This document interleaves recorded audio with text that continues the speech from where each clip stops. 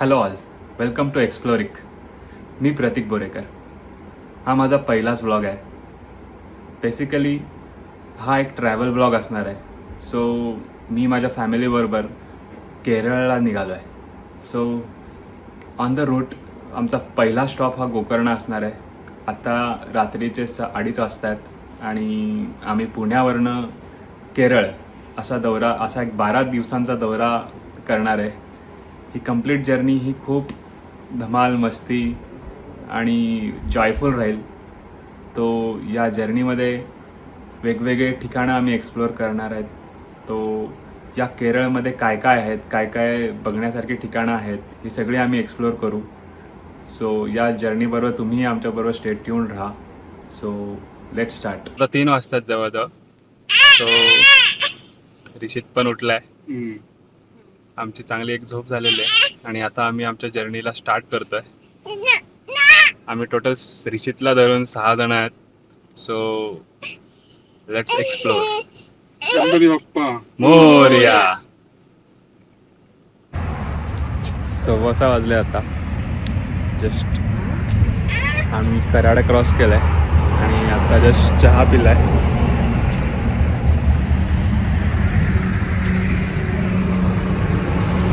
पण आहे सोबत, तो पण जस्ट जागा झालाय.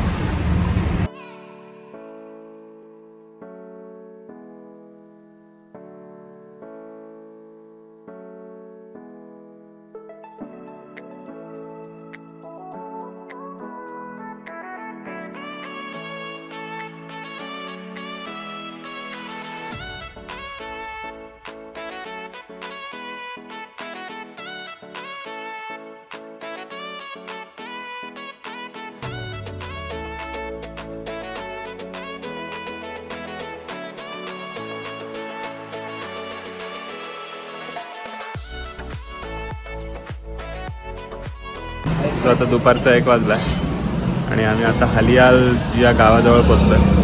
सो हलियाल हे गाव जवळजवळ हुबळीच्या पुढे येतं, हुबळी आणि मुर्डेश्वरच्या मध्ये. तिथे आता आम्ही शिवसागर या वेज रेस्टॉरंटमध्ये जेवायला थांबलो आहे. सो इथून अजून 3 तास आहेत पोचायला. So far the journey is very good, smooth. Let's see.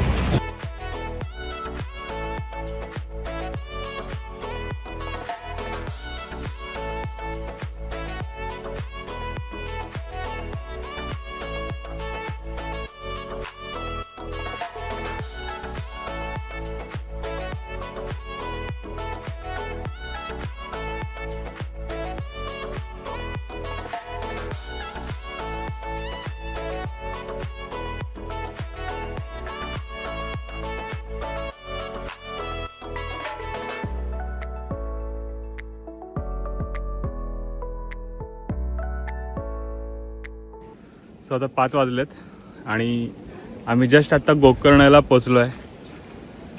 So गोकर्णपर्यंत पोचायचा journey हा खूप चांगला होता. फक्त शेवटचे 60 किलोमीटर जे आहेत ते खूप टफ गेले. जवळजवळ 1.5 ते पावणे 2 तास ते 60 किलोमीटर करण्यातच गेले. त्यामुळे थोडासा थकवा जाणवला. Rest the journey was quite good. Road पण तसे चांगले. पुणे बँगलोर मार्गावर काही ठिकाणी काम चालू आहे. आम्ही त्या डायव्हर्जन्स चालू आहे. त्या डायव्हर्जन्समुळे सगळ्या बराच वेळ जातो. ते जर झालं तर रोड पण चांगला होईल. आणि गोकर्णकडे येतानाचे शेवटचे 60 किलोमीटर मी नक्कीच म्हणेन की खूपच टफ आहेत, खूप टफ आहेत. बाबा ऑलरेडी तिथे जाऊन एन्जॉय करतायत, वरती बसले आहेत, वरतून व्ह्यूचा आनंद घेत आहेत.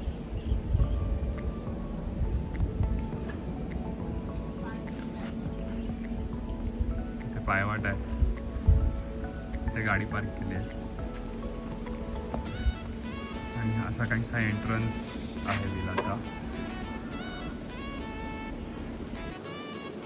सो हा असा काहीसा व्ह्यू आहे इंटरनल. इथे हॉल आहे, इथे वरती जायला जिना आहे. इथे आतमध्ये किचन आहे. ऋषितला कुकर मिळालेला आहे.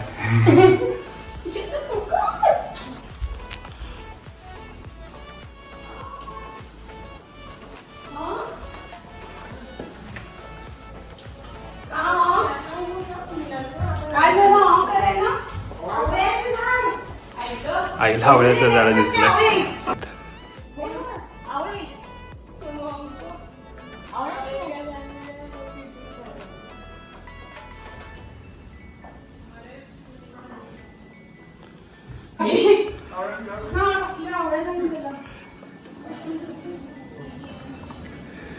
आणि इथे काही प्ले एरिया आणि रेस्टिंग झोन आहे.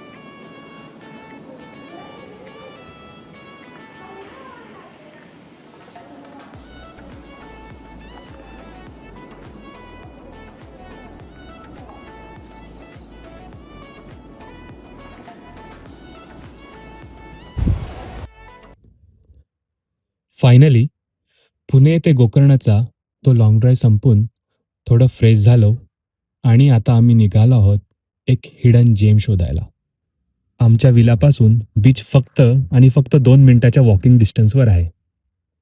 आणि हा पहा, भावी कोडला बीच. गोकर्ण मेन टाउनपासून साधारण 15-20 मिनिटाच्या अंतरावर असल्यामुळे इथे गर्दी अजिबात नाहीये. अगदी शांत, नितळ आणि स्वच्छ. जर तुम्हाला गर्दीपासून लांब स्वतःसोबत थोडा क्वालिटी टाइम स्पेंड करायचा असेल तर हे लोकेशन एकदम परफेक्ट आहे.